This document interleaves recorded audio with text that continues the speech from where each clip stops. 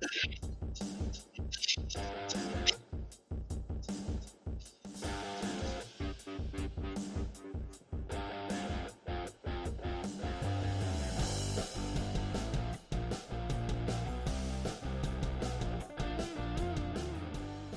everyone, this is Joe Newman speaking, and welcome to Beyond the Pages. The goal of the show is to be interesting enough to hopefully capture my listeners' and viewers' imaginations. I'm going to bring out new, out of the box, thought provoking stories and topics for people to hear about. I want to appeal to your curiosity with exploration and discovery into new ideas. I'll interview authors of new articles and books they've written and delve into some scientific articles that are written about in new technology, discoveries people may not have heard about that I'm going to be having people on the show to talk about. With that being said, today I'm really pleased to be interviewing a local guy in Northport here who has written a book that he hopes to have published about his years, or that started just a little bit before high school and led to some not so good things that happened in his life. And it's a hell of a story to read. It's a hell of a story for him to tell us today that I'm looking forward to. We've been trying to set this up for a while. I might take it into a two-part story if time permits. But I hope you all enjoy this, and I'm going to bring them on right now, adding them here. And this, my friends, is Casey Ruark. Yeah. Hey, Casey. Joe, how you doing? Hey, we finally did it. We got this together. Yes, we did. All right. As I was introducing the folks here, it's your book. I'm gonna just come right out and say your book is not for the faint of heart. No, definitely not. So, and frankly, I've met you a couple of times. You're a well-adjusted, smart, creative guy, and I don't know how you made it through all these things that you wrote about in this book. And you're standing and you're doing well in life. So I commend you for that, sir. Thank you. Yeah, it's been a long road. Yeah, it's been one heck of a road. We'll have you tell the people a little bit about it. And I want to mention that Casey right now has a manuscript that's been completed. He's made some changes to it lately. He had told me about, and he's looking for a publisher. So if I can fan out this interview here in a number of places, heads up for people that might be able to give us some advice on how he could get this book published. And I think it really deserves to be published, from my opinion, is reading it twice now. It is a longer read, but it's worth it because there's so many twists and turns in here, folks, that you're never going to get bored during the story. So that's the mark of a good book in my mind, where I don't get bored during the book. And you kind of look forward to the next chapter if you got something else to do. Casey, I want to say this. When I thought about this, and I think I mentioned this to you before, why I'm interested in people hearing about this book is because I hope this doesn't sound virtue signaling or anything like that, but the book actually can appeal to a lot of different people that would read it. In case what I'm talking about here is that it could be a study a little bit about how to be a good parenting. It could be a study for young people. Like this is an example of what can happen to you, no matter if it's a parental problem, a school problem, whatever the problem is. This book could be read by younger people too, and middle-aged people, and everybody.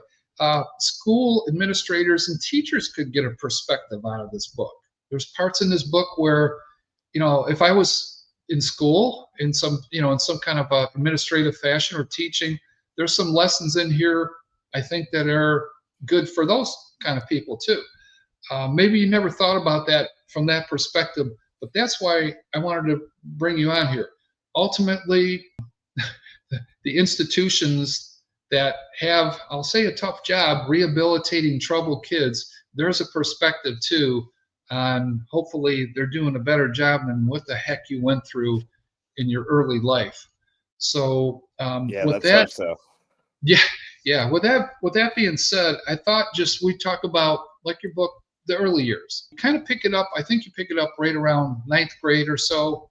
You might talk Yes. a little bit about before that, but talk about, if you will, talk about what led you down this kind of horrible path that you went down.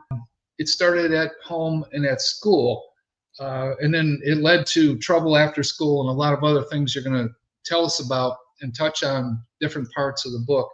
Let's just start with why you decided to write the book, and maybe go into the book a little bit. Tell us, start in the early years, and break out from there. So I decided to write the book. It was kind of a personal goal. I went through the Family Foundation School, which was a boarding school and a rehabilitative center for troubled teens. They called it, and it never really sat right with me. The things that went on there, I sort of knew upon entering there and upon leaving there that there was something really not right about this place. One of my classmates had gone to Congress and testified to get it shut down. And I had always told myself I'd like to write this story. And I just never really got around to it. There was every excuse in the world why I couldn't do it. I'm not an author. I haven't been to college. Nobody's going to want to read it anyway. So Mm-hmm. I just sort of set a personal goal for myself. And I said, I'm going to write this book. I'm going to do it. Even if nobody reads a single page, I need to do it just for myself, just to know that I was able to sit down, write about that experience and accomplish something. So I found that once I started writing, I couldn't stop, and I sort Oh, of kept going yeah. with it. And the book is in two parts. It's the first part is actually written after the second part was written. I sort of wrote the ending, and then I decided that it would only be fair to write the beginning to what got me to that boarding school. So yeah, that's pretty much what inspired me to write it. I set a personal goal, and I did it, and it Yeah. ended up it ended up being a lot more pages than I expected, because I didn't really know what I was doing, and I found that I've always been pretty good with words. I do a lot with comedy. I'm a pretty big thinker. I like to think about problems in my own life, how they relate to society. And being in that school did give me a lot of insight into how systems work and how power can be abused, and just how many different angles there are on it. Like I I'm an adult now. I have a stepson who I've been in his life since he was 7, and I've got a 12-year-old granddaughter now. So, as a parent, seeing those things and looking back and remembering when I was those ages, it is it is definitely a perspective where I can look back at my own life and go, "Holy crap!" Like, I was out of control at that time. But when you're going through it, you don't really see it when you're a child. You have the blissful ignorance of being young. You're Yeah. indestructible, and Yeah. that's Yeah. And you definitely showed signs of being indestructible, and we've all been there at our younger age. Most of us have been there where you're fearless and stuff. But boy, you took it to another level. Let's talk about. Let's get into um, the troubles that you encountered. I'm going to say this too, and I think I mentioned it to you before. But some of the friends that you had around you, your best friends, the thing that got you in trouble mostly was drug use. Okay, you had some things Mhm. going on. You're a pretty good student from what I read.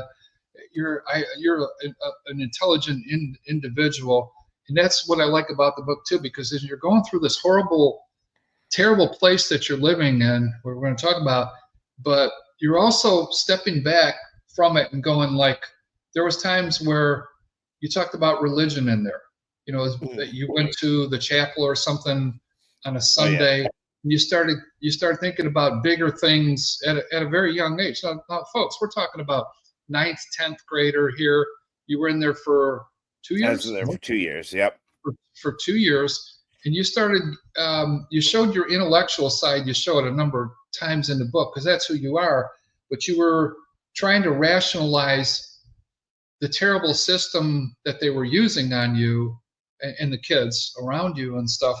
And the bigger purpose in life, and you were going through, my God, you were going through withdrawal symptoms because after using those drugs, I think about the book at times where you would allude to, you were using so many drugs and missing them that you were going into withdrawal at times and Yes. trying to put up with what became abuse that these people, this abusive system, with way over the line, the things that they were doing Oh to, yeah. to, to the kids.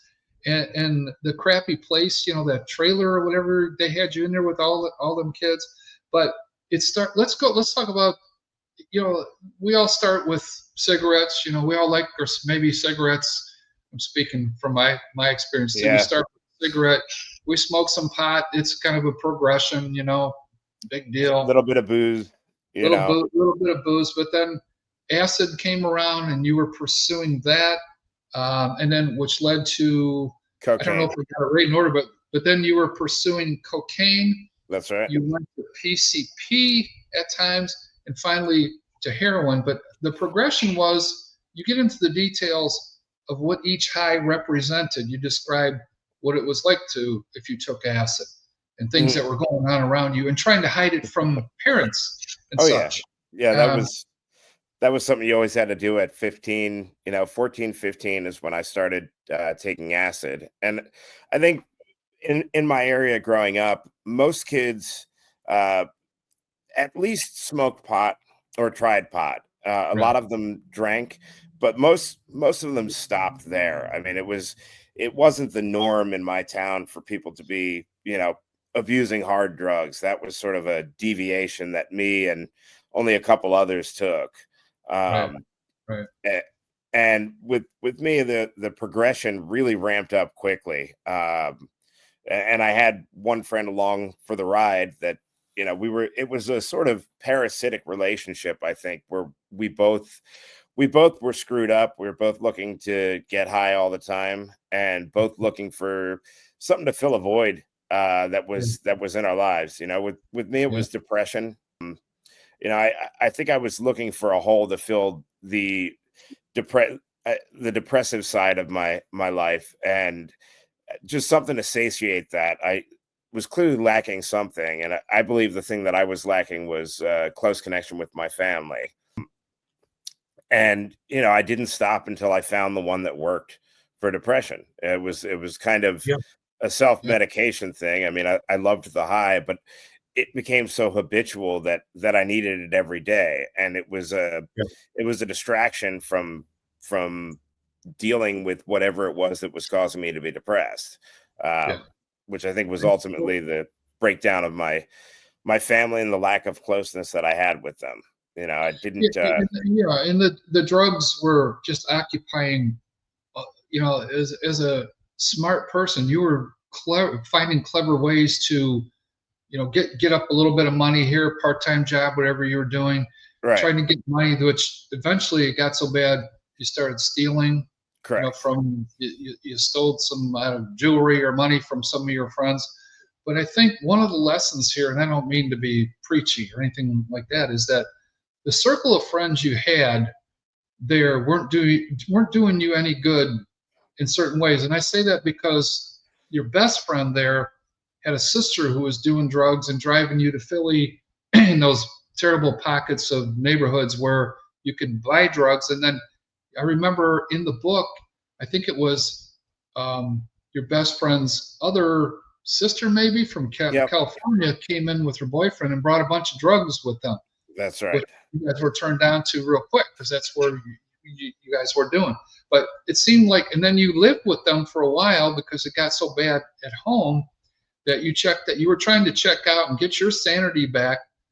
The drugs were still Oh, causing you problems for sure, but it kind of perpetuated in that environment. And that's why I said earlier in the interview where I'm saying that a little bit of better, I'm not throwing mom and dad under the bus, but little little more ingenuity from a parental standpoint might have avoided some of this. But what scared me a little bit about the book, because being a father too, who raised two sons, is that you kind of were checking out on everything, Case. I mean, you hmm didn't like school. You were a good student at one time, but you were checking out on it.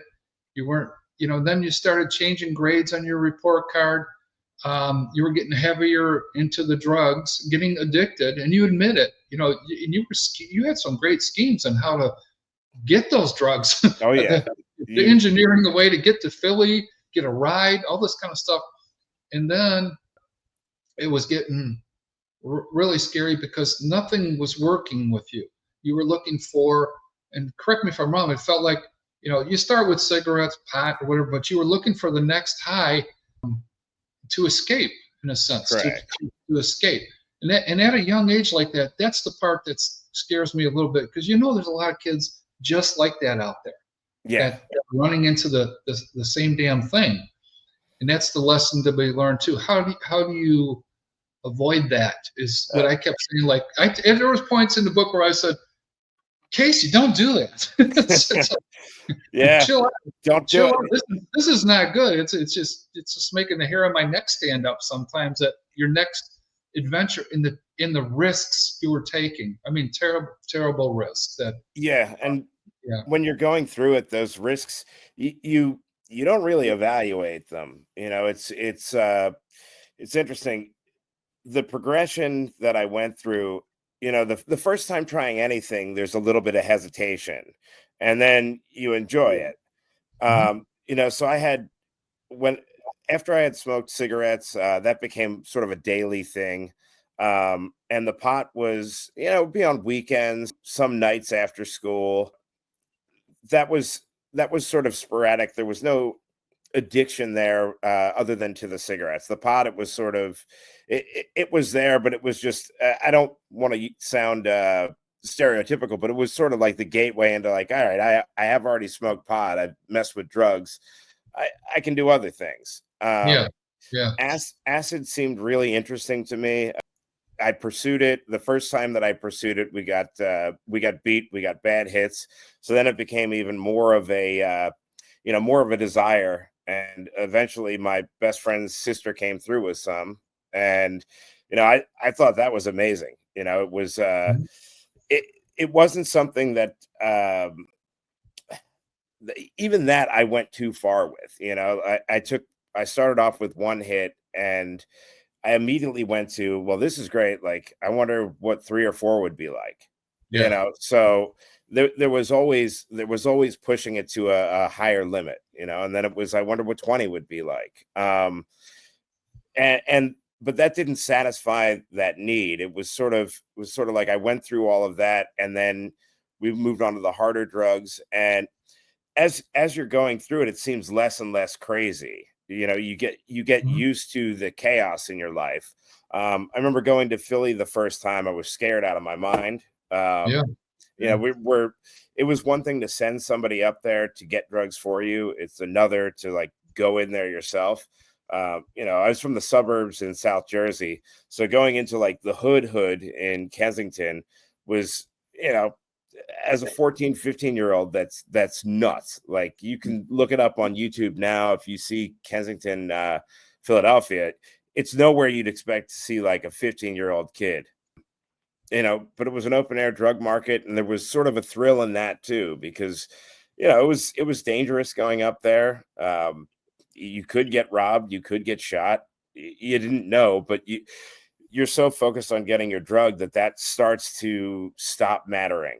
It's Yeah. it's all about getting up there. The Yeah. first the first night that I did heroin was also the first night I smoked crack, and I was at like 15 years old in in one of my buddy's cars, and something in me just really gravitated towards that. And it was kind of at that point, it was like, all right, I found the drug that works for me. All the other stuff pretty much stopped, and it was only hard drugs. Smoking pot was, at that point, it was like, all right, if there's nothing else, I guess I will. Um, but yeah, once I found hard drugs, that was it. And you become you get into denial very quickly. Like, I didn't realize I was addicted until it was too late. Then you go to stop, and it's sort of like, I had a friend tell me this once. She said, when I started doing heroin, I didn't realize I was addicted. And then I stopped, and it felt like I had a really bad flu. And I wish that I wouldn't have gone and gotten more because I didn't know it was heroin withdrawal. And then the moment you take the heroin again, the flu goes away, and that's when you sort of realize, oh Yeah. shit, it's this that's keeping me. It it's this drug that's keeping me in this state. So you kind Yeah. of, I think your brain builds sort of a pathway, a neural pathway that associates being sick with a lack of using the drug, and then it's just a vicious cycle because the amount you take ramps up, and you stop getting high at one point. And I was uh, fortunate enough to not start using needles, which is where pretty much everybody that I was associated with went. Mhm. And there's a whole line of problems with that as well. You know, hepatitis C, HIV.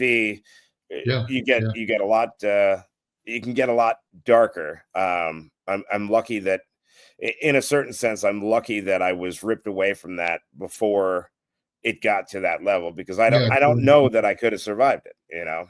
Yeah. And And it that's seemed like it would be the final step in the book. I never saw anything about needles in there, so I think yeah. you were smoking crack. I You were smoking heroin or something, but No, I you was weren't snorting heroin. shooting. Yeah, I wasn't You, shooting it. I was yeah, you only weren't snorting shooting it. it. Yeah. Well, thank goodness you didn't Yeah, go that route. But this thing was building. For the first maybe quarter half of the book. This is building. It's getting worse. You're going into what's going on in the neighborhood. You're taking these risks. You're not such a good student anymore. Your grades are slipping. And I think what I gathered there was your parents really didn't know the magnitude of what you were going through. I no. mean, you admitted in that book at one point, like, I'm just an addict now. Right. You just you say it, and your parents don't really know. You hid it from your parents because you were clever in a lot of ways. You did things to get what you wanted, but eventually it would shake out. Yeah. It was because of your smarts that you were able to keep, honestly, to keep this thing going, uh, sort of away from them until it blew up. And I think what happens, Casey, is, from my experience, it blows up at school. Something Mhm. goes wrong at school, you get busted for this or that, and that's where things really shift in your book. Right.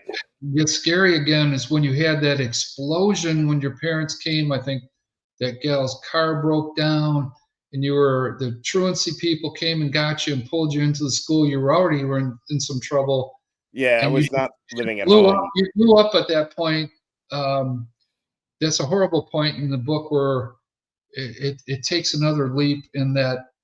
I think, correct me if I'm wrong, but you ended up, by the time they got you calmed down in the office there, they had to call an ambulance and strap you on a gurney and put you in there and take you to a psych ward. Yeah, well, the That's cops, pretty frightening in yeah. reading that.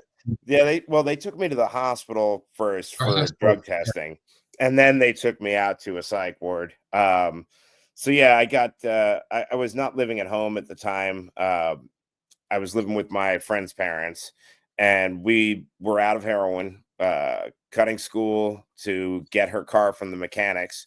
We'd walk through the woods for miles. And when we finally came out to the road, like just as I was coming out, a cop car was pulling up. And, so he slows down and he asks us both for IDs. And obviously, I didn't have one. I was 16. You can't drive in New Jersey until you're 18.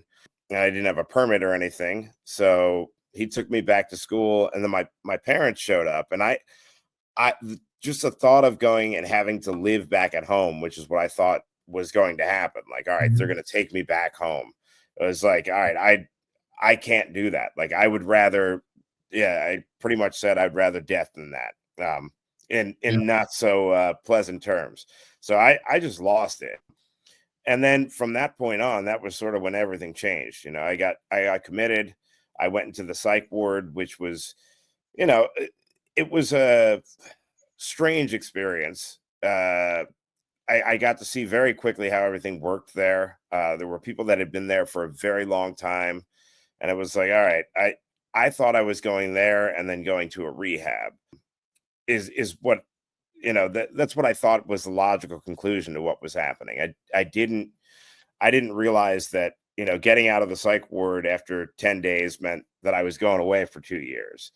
So, and it was right before summer. So, in my mind, I'm thinking, all right, I'm going to be at a rehab for the summer. I got through that psych ward pretty easily. I didn't tell anybody that I was taking heroin. So I got nothing for the withdrawal. And, I just went through a cold turkey, and it was, Mhm. it was rough. I mean, it was 10 days of just misery. And right at the point that had ended, that was when I had been released. And when I got released, my dad and my neighbors showed up, and they didn't tell me anything. We just started driving, and we drove for hours. And then I got dropped off at the family school. Yeah, And you so weren't going home. You realized I, you weren't going home from no, that I, hospital. Yeah. and I knew that. I always knew that I wasn't going right home. Okay. Like I had just figured that I'd be going to a rehab for like 30 to 60 days, because uh, some of my friends at that point had already been through what I'd been through, and that was the path they were sent on. You go to rehab for 30 days, you go to rehab for 90 days. Um, you know, I thought at best I missed a summer, you know, and no, it turned out to be very different. you know. Yeah. Yeah. Quite different. And that when you got to that, was that place in New York or New Jersey? I Yeah, can't it was remember. in Hancock, New York, The family school, the right? Family Foundation School. Yes. Family Foundation School, and you go in there, coming out of the hospital, you go over there, you're dropped off, your parents Mhm. disappear, or your dad and whoever took you there disappear, and you go through. Start of this Intake. whole nightmare is the Yep. intake process. Yeah, the intake process. Tell us a little bit about that, and try to bring out that. That's the start of getting you into their regimented system philosophy, and what the hell's going to be coming at you starts with your Right. intake process. So tell us about that a little bit, and how it morphed into what was to come. So so I get out of the psych ward. We're driving for hours. We eventually make it to this dirt road, and we're driving down this dirt road, and we drive into a place. There's a barn, big red barn, and then this sort of rundown 3-story building. I remember getting out of the car, smoking a cigarette, walking up the stairs, and then my dad went to the offices. He broke down the hallway to the left. I went to the right, and was taken into an intake room with 2 kids that were there. There was no staff member in the room, and now, mind you, this is like the '90s. I know what troubled kids are like. I've just come out of a psych ward, and when I got into that intake room, it was like something was really off with the kids, and I knew it right away. Kids that they weren't acting like kids that would have come out of the 1990s that had drug problems, or even kids that would have come out of the 1990s that were like normal regular students. The one kid was really overzealous, and right away he kind of started in on that I wasn't allowed to wear the shirt that I was wearing. Mhm. It started with the rules right away, and I, I was just kind of blowing it off, like, all right. And finally, I think I said to him, you know, look, man, just enough. Like, I'm going to be here for a couple months, so I don't want to get into it. I get it. I'm here. And he starts chuckling, and he says, "Oh, no, no, no. There's an 18-month minimum stay. Your parents are signing you over right now. Like, they have to commit to that in order for you to come here." Whoa. This is within like 10 minutes of getting there. So Yeah. I'm Yeah. like, I thought he was lying. And to be honest, like, all right, maybe this kid's just a dork, and like this is his way of joking around. And I Yeah. asked him how long he was there, and he says, well, I've been here 18 months, and I'll be here until I graduate. So I'll be here for another year. And then I asked the other kid who's in the room, I said, how long you been here, man? He says, I've been here a year. And it was at that point, like, I just lost it. I was like, all right, Yeah. Yeah. F this. I went down to go yell at my dad, and he was in there signing papers. They quickly took him out of the room. I mean, the school had a very good idea of what to do. They would consider that manipulation.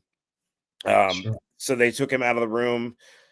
Big guy stood in the doorway, told me that I didn't scare him, and like he's a really big guy. And he And I was one kind of of and he was, these were people that were, this intake process. It reminds me a little bit when you go in the army or the military, you have the drill sergeants, which are professionals. These were like kids that cadets, were enrolled in there, the troubled kids that were bringing you in. It wasn't like an adult bringing you in, right? It was the right? It kids was themselves, which was odd to me when I'm reading this. Like, what are these? You know, where's the adult in the room to talk to you about it and tell you what's coming? These were, their enforcers were the kids correct. that were in there for, that were troubled kids and had problems, Yes, which reads a brainwashing systematic to me right out of the gate.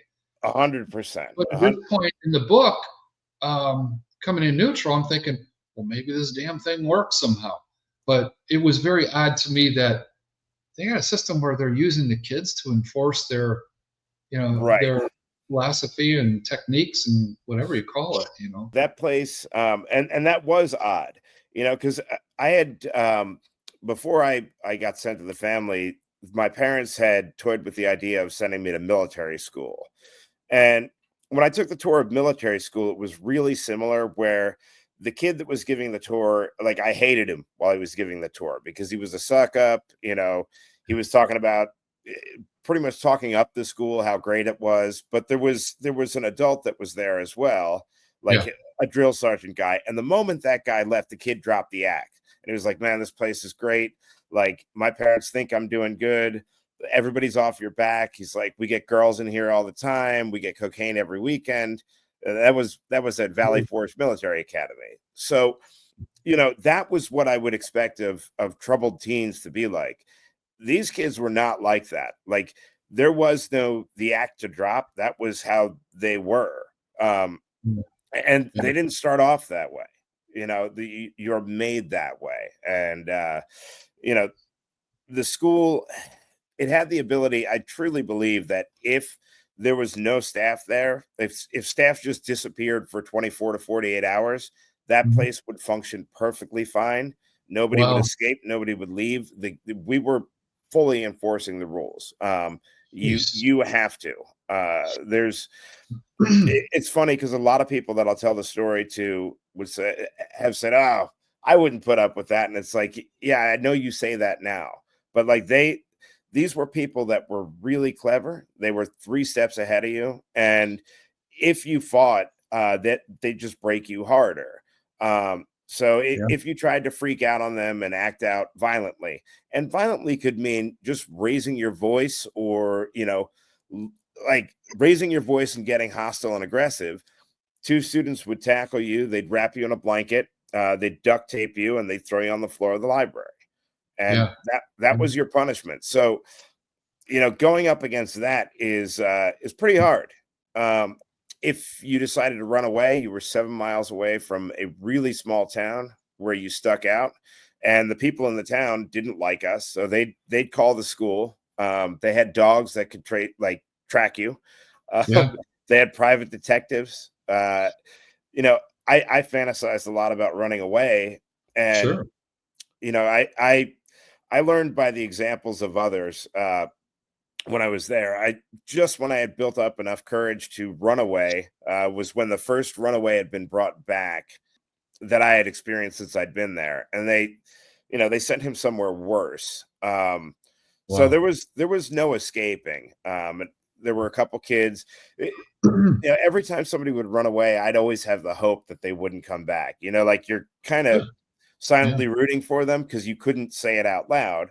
But yeah, the school was great at propaganda. They'd put out there right away that he'd been spotted. Because these rumors would flow around school, and we had no connection to the outside world. I mean, there were no cell phones, there were no computers, there were no phones. I mean, we were allowed to talk to our parents for, I think it was like 5 minutes every 2 weeks after we'd been there for 30 days. Um, and that was like a privilege, not a right. And yeah, they certainly weren't, they weren't monitored phone calls, but like they didn't really need to monitor them. Somebody would be sitting to your right or left, and they didn't have to hear both ends. They could hear your end. So, you self-censored yourself. Prison. Right. Yeah, You couldn't tell yeah, your parents that you did. The one thing you could never do was tell your parents that you didn't like it there. That was made very, very clear that if you were to do that when you're on the phone with them, somebody would hang up the phone and then you're punished in some way or another. You're yeah. put in the corner. Um, they had a variety of punishments that they would deliver. So, Yeah, yeah, that's where, Casey, at that point in the book, when I was reading it, I thought to myself, I didn't think it would work that well. Like you could, as a reader, you can sense things are gonna get way over the top here, but getting regimented and stuff like that, you got to have a system when you're dealing with these kids, and I'm sure you got to be tough as nails too, that you don't get manipulated and all that stuff. But then, when you got into this a little bit further, this talk to us about the technique of table talk, and that's okay. when I started reading about table talk you're going to describe here. I went like, whoa, the things that were coming out of those. Well, I'll let you describe it, but then as a reader, I got the quick um, enlightenment that this is not right. This is way over the top. But table talk Yeah. really still sticks with me as some of the stuff that they were saying to you guys and embarrassment. So, yeah, so they were called table topics. And Table talk, that's right. so a table topic was essentially every lunch and dinner you'd have table topics. And you know, as kids there, we did all the work. So students would serve the meals. You'd have about 15 minutes to eat, and then you'd hear one of the staff members, they'd tap on the table like, and room would go dead silent. And that's when they'd address any problems that had come up with any of the students.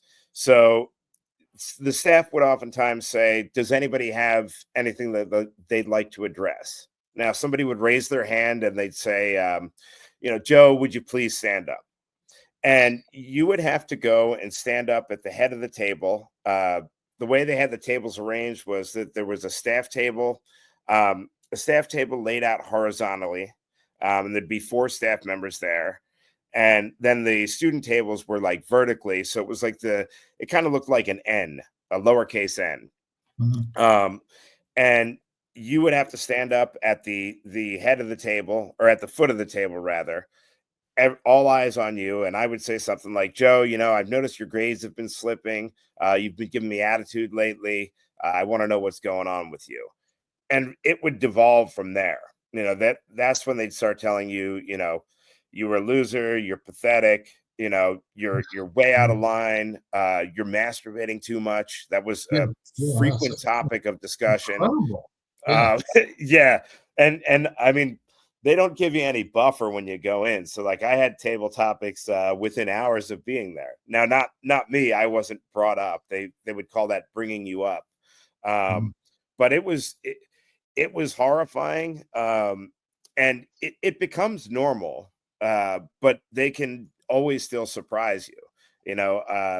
The owners, the founders, I should say, mhm. when they would come into town, they'd go really off the rails. And I mean, they'd say some horrible things to people.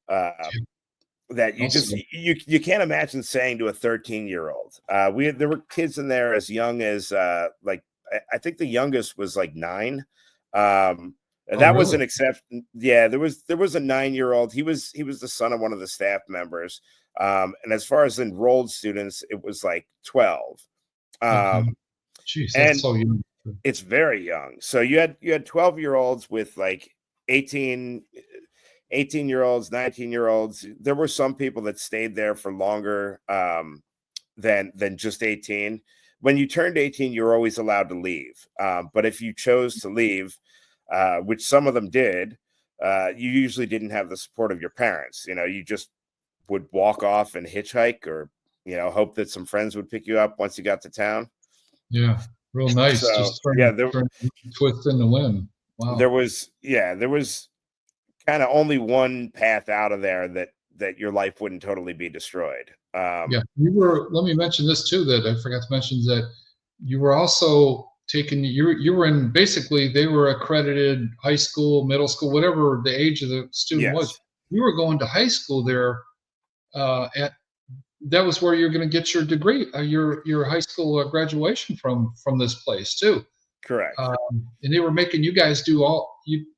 I'm not against work or anything like that, but you were in the kitchen a lot, doing kitchen Yeah, cooking and breakfast stuff. crew. The food was just cruddy and horrible. You said right out of the gate.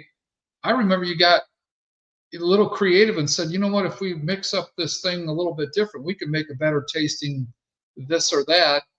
And they didn't give a crap. You No, made something better, and they would pound lumps on you for something else that's along the way. right. There's no.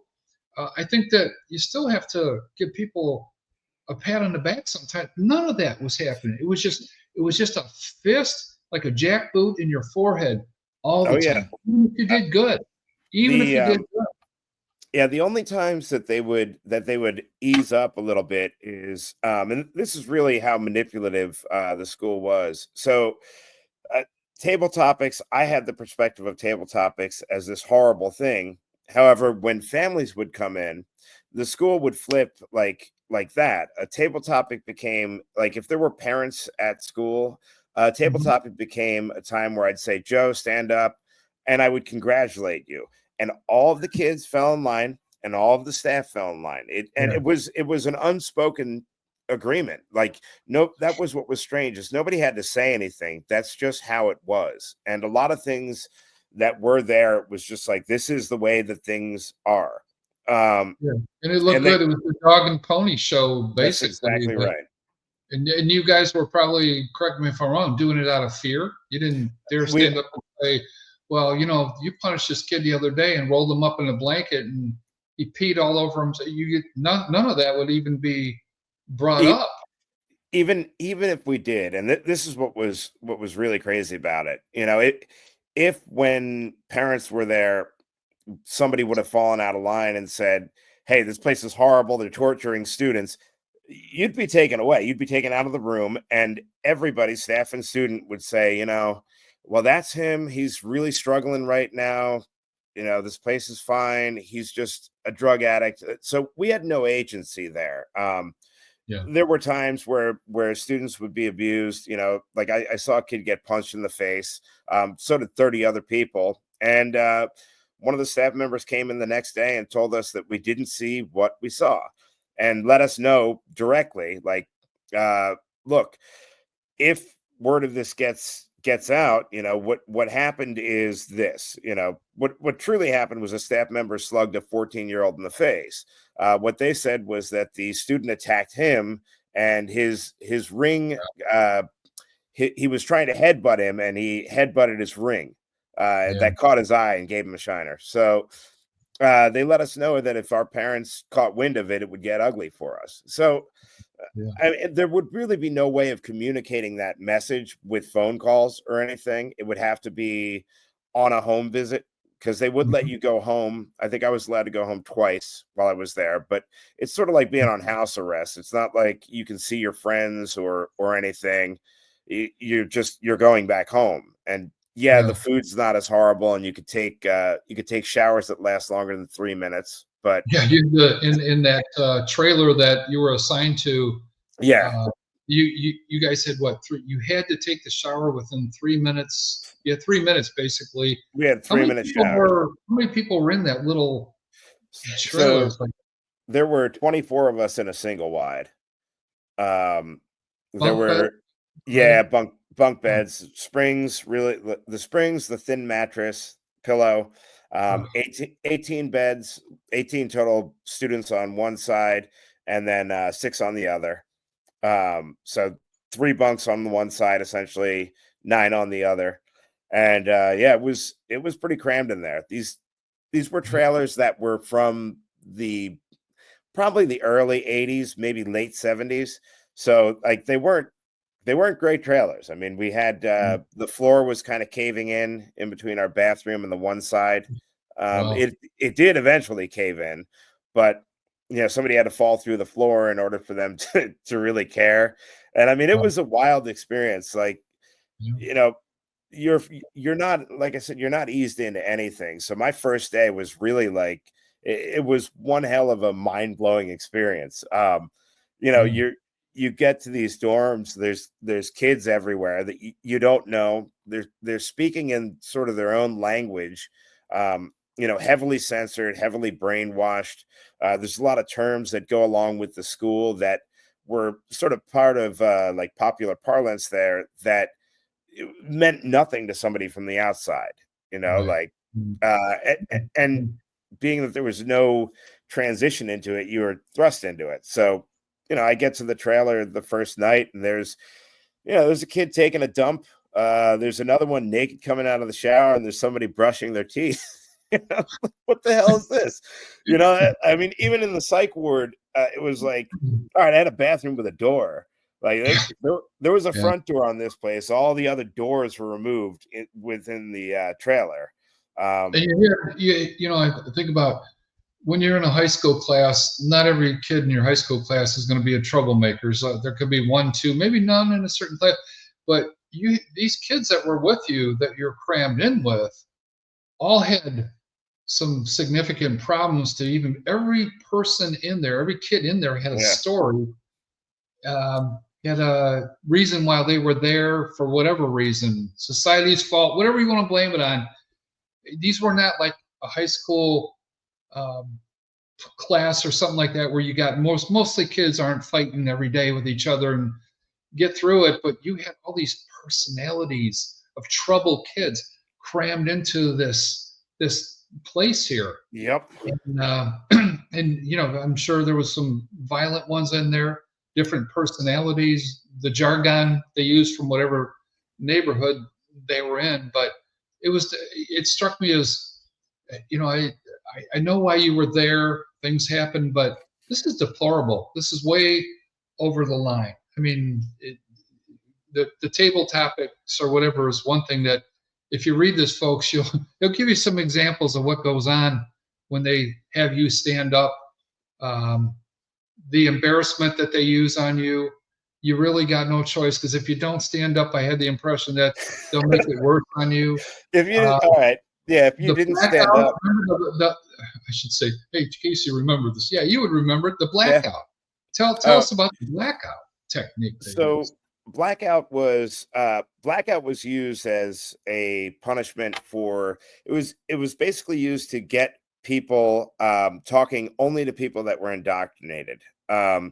If you were on blackout with they'd call it like blackout with 6 months, blackout with 12 months, blackout with 18 months, which meant you couldn't talk to anybody that had been there for less than 6 months, 12 months, or 18 months.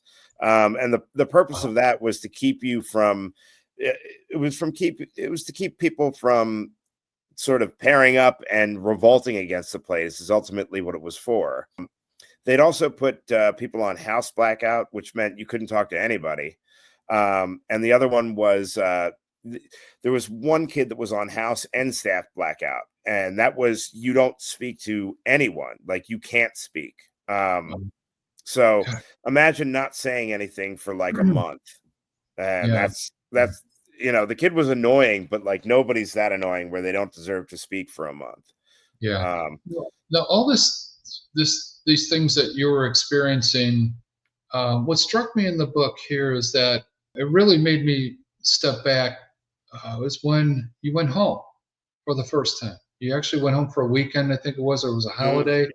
And I remember the words. I wrote them down, but they stuck in my head a long time. The confusion that you went through when you went home, the parental thing was not the greatest that led into this. Again, not throwing mom and dad under the bus. I'm just saying they didn't help the situation. But here you go out of this regimented, crazy system. You go home and I remember what you said in there. You you were happy to see your dog again. It sounded like you yeah, always got along good with your younger brother, but you said this. You said, "What a strange feeling it was to know that I was allowed to go home, not knowing exactly where that was anymore." And yeah, I thought that struck me because you were lost, and you're going back home. I know that things in the book. You make it clear that home wasn't ideal for all the all the reasons we couldn't even go into. There's a lot of stuff that happened with between you and your parents, but that struck me as like, now I've got this other alternative to go back to this military boot camp style abusive place, but I'm here at home and I don't even feel at home anymore. And Right. that to me it was almost like when someone says sometimes I'm lost. There was it felt like to me at that point you were lost. You had maybe a different expect. I'll let you say it, but your expectation when you went home, I think would have been different than the way it turned out. It was Yeah, it so was it was so empty. yeah, it was an odd feeling because you're going back to your house, but I didn't and I still don't have a great relationship with my parents. Mhm. I was happy to see my brother, but it it was weird, like I I had friends back in Medford, New Jersey, but I wasn't allowed to talk to anybody. Not all of my friends were drug addicts. Some of them I would have liked to talk to again. Yeah, But when yeah, you go home, like you kind of don't know what to do because there's nothing for you to do. Um, you're just you're back in your house, and like there's always the temptation to run away, but you kind of know like if I do, they're going to catch me and I'm going to go back and it's going to be way worse. So yeah, you kind of, there's a part of you that always hates to leave, but you're happy to see your friends again when you get back to school. It's almost like a weird Stockholm syndrome that builds where, yeah, like you hate the place that you're in, but like that feeling of being back home just isn't it's not somewhere that I wanted to be. I wanted to be out of the school, but not necessarily back in my house, yeah, So yeah. it leaves you unmoored kind of. Yeah, that's the thing. I thought like maybe when he gets back home, because there was a lead up to it. I'm going to be going back home, and what is that going to be like? I was thinking maybe it'll be a relief for you, and it was maybe to a certain degree. You're Getting just a hang out of the other place, but almost your mind. And again, it's your book, but your mind to me was, well, I'm going back there. I'm out of right, denial. I'm out of denial. I'm accepting it. I'm going to go graduate from high school. I'm knee deep into this crappy place, but there's a goal there, something out there for me. And home just wasn't that appealing to you. So that's where I kind of felt for you a little bit, because I have two kids that are now grown up. I've been lucky that they turned out well, but yeah, I can just think of my own kids in that situation, and it bothers me that you were like that. You were lost in a sense, but then right, you kind of accepted. I'm going back to the rat yeah, hole. yeah. you You knew know, you were going back one way or another. yeah. So You didn't yeah, escape. no, You didn't make the big escape. You were in no, that mindset. I'm going back. yeah. It was inevitable. Like I knew that there was nowhere that I could go that they wouldn't get you. I A know. lot of Yeah, a lot of kids that ended up there, like their story, their story is basically somebody came into the room at 3 o'clock in the morning, handcuffed them, threw them into a van, and got them there. So there's a lot of that. Um, yeah, and I witnessed some of the other kids that ran away from home visits. They had a private detective, and I saw him regularly. He'd bring back kids in handcuffs that decided, hey, I'm going to run away on my home visit, and then they made life. If you did something like that, if you acted out, however bad it was for you before, it becomes exponentially worse. They'll put you on house blackout, double shadow, which meant like two people have to follow you around at all times. Um, yeah, yeah. What a you wouldn't system. be you wouldn't be allowed to speak unless you were spoken to, and when you were spoken to, it was oftentimes you were given commands.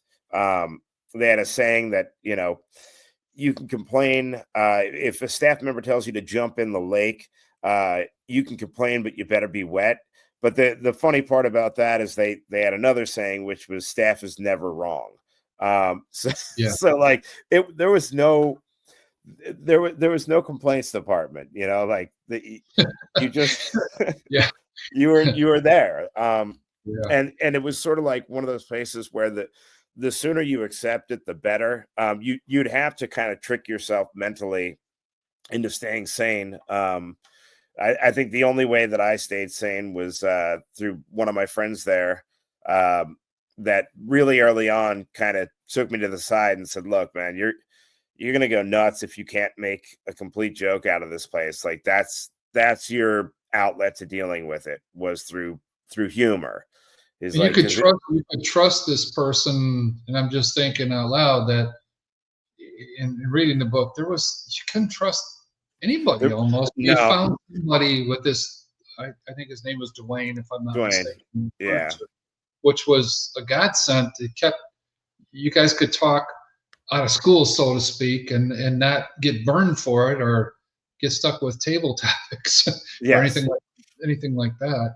And folks, the thing about this book is, in this interview, we can't emphasize enough to underscore how their techniques were. You got to read the book to find out some of the things that they were doing to Casey and some of the kids. Now, I'm not what you call a real hard ass disciplinarian, but and I understand that it's not an easy job to have these type of kids to rehabilitate them or get them through school, make them productive again.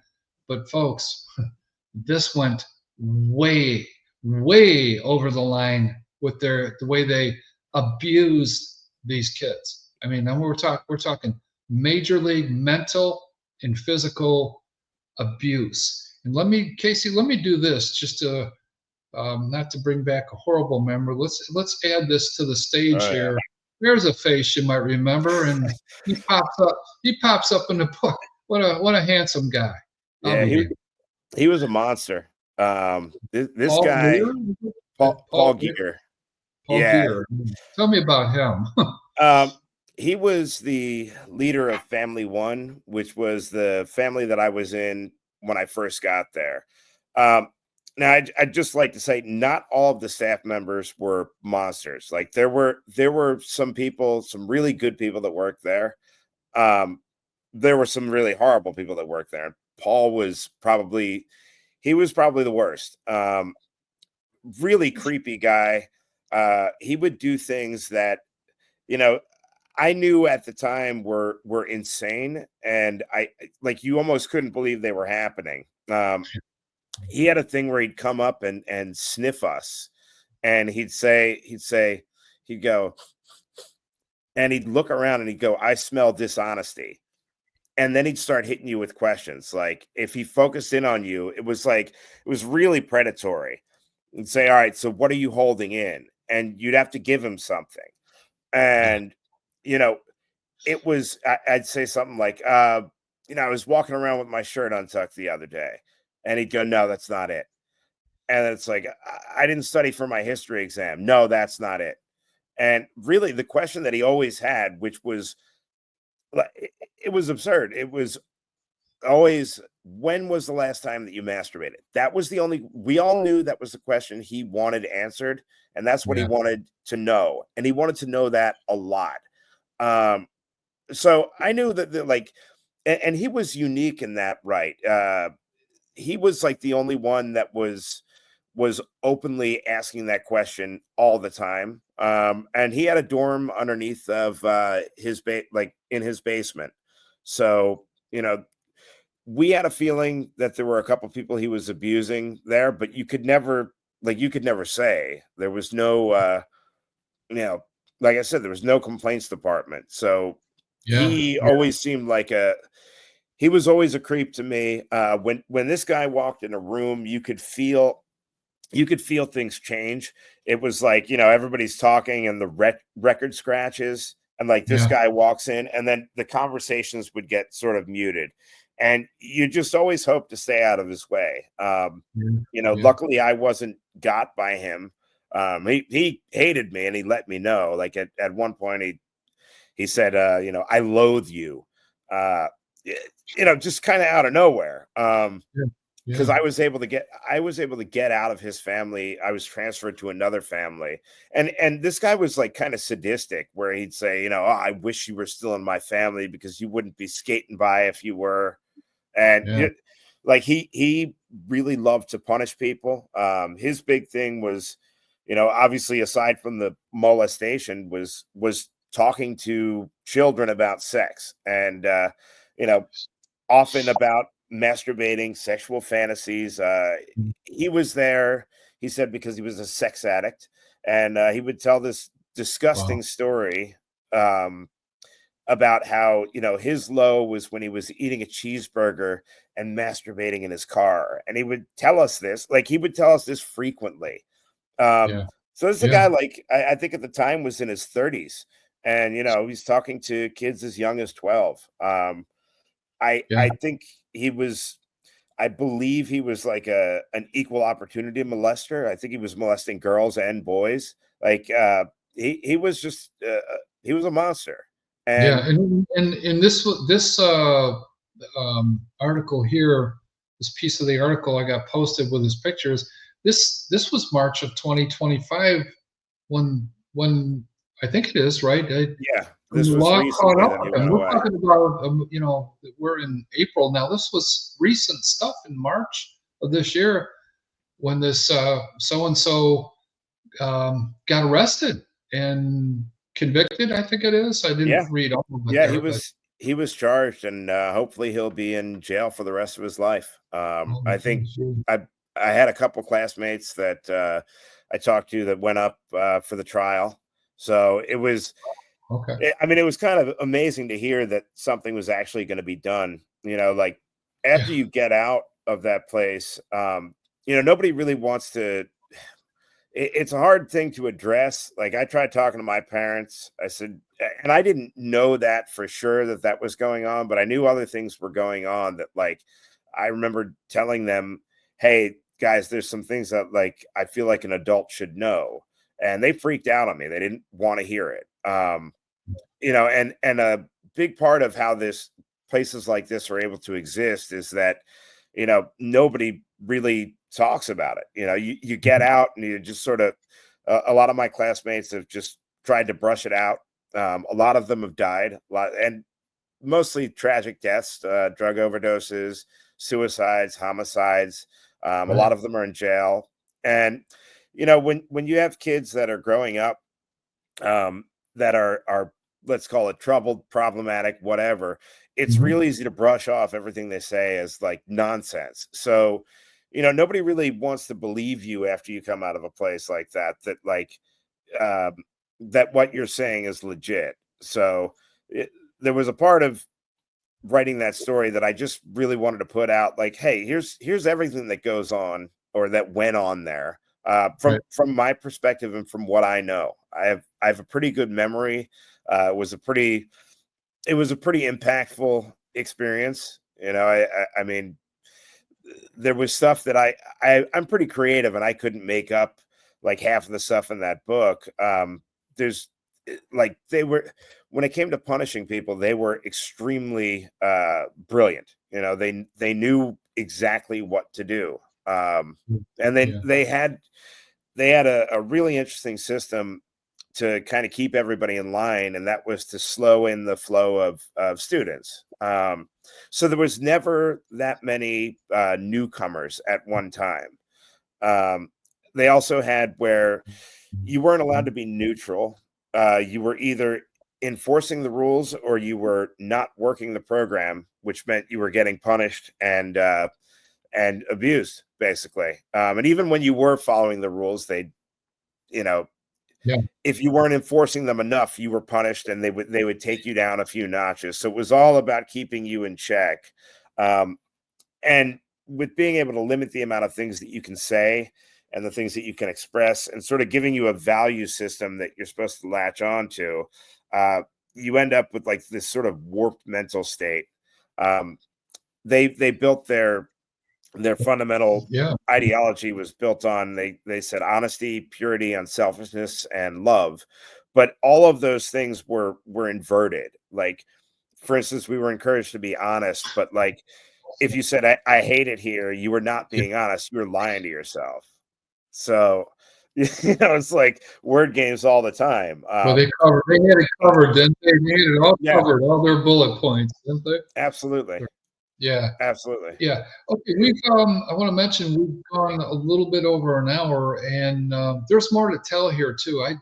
I'd like to bring you back for a second interview because um, there's a lot more folks that he had to go through to get to the finish line here, and then there's some interesting things that happen after he gets to the finish line, meaning that you graduated with your high school degree, and then you got to go out into the world, and some uh, good and then not so good things Eh, started to transpire that I'd like people to know about. Casey, as I wind this down for part one, I want to put this up here and let you read it actually. And this is in the manuscript at the very front end, or I can read it, either one. This is basically not that many words, but it kind of makes a lot of sense to me that after all that you've gone through and more to come in part two that we're going to talk about here, this is what you concluded here. And I'll let you read it if all that's right. okay. Yeah, that'd be great.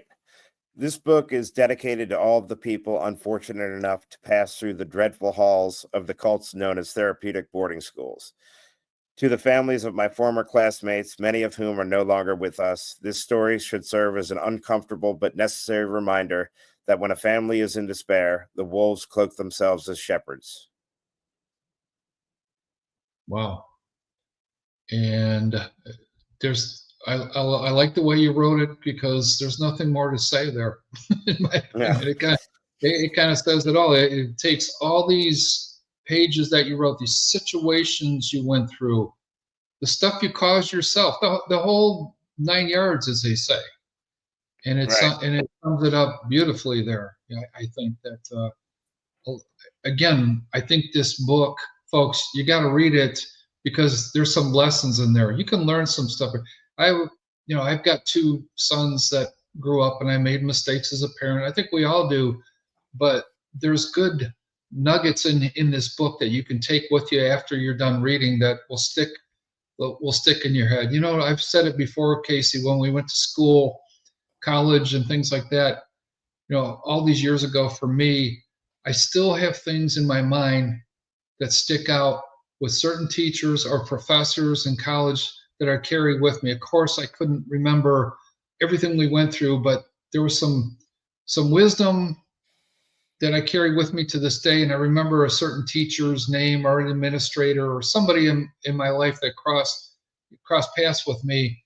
But folks, what I like about this book is it's brutally honest. It's not for the faint of heart. If you're looking for Casper Melktoe stuff, this isn't the place to read. But the bottom line is there's a lot of different perspectives, as I said. You can look at it a lot of different ways. I look at it as a parent with grown-up kids now and stuff that I did. There's lessons in parenting that you could use here. There's lessons in discipline that you can use here. Teachers or whatever.